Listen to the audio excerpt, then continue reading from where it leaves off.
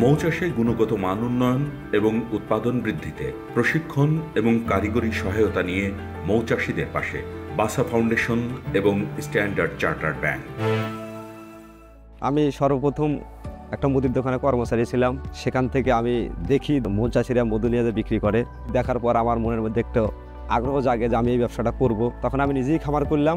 পর ওখান থেকে আস্তে আস্তে খামারটা বড় করি। সারা বাংলাদেশ ঘুরে ক্যারিং খরচা, লেবার খরচা, কর্মচারী বেতন, নিজের বেতন হিসাব করে যে দামে মধুটা বিক্রি করা হয়, তাতে আমাদের খরচের হারটা বেশি হওয়া যায় এবং বিক্রির হারটা কম হওয়া যায়।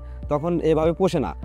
এভাবে করতে করতে আমি খোঁজ পাই যে ভাষা এনজিও মৌচাষীদের পাশে দাঁড়াইছে এবং তাদের সহযোগিতা এবং ট্রেনিং করাচ্ছে।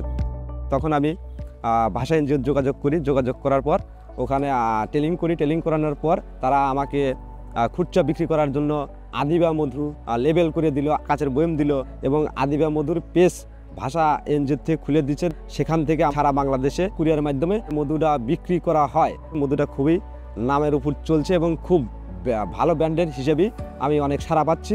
আপনারা যদি 100% খাঁটি আদিবা মধু পেতে চান তাহলে এই নাম্বারে যোগাযোগ করেন। নিরাপদ মধু ভোক্তাদের মাঝে পৌঁছা দেওয়ার জন্য ভাষা এবং স্ট্যান্ডার্ড চার্টার্ড ব্যাংক আমাকে যে সহযোগিতা করেছে তাদের আমার আদিবা মধুর পক্ষ থেকে শুভেচ্ছা এবং অভিনন্দন।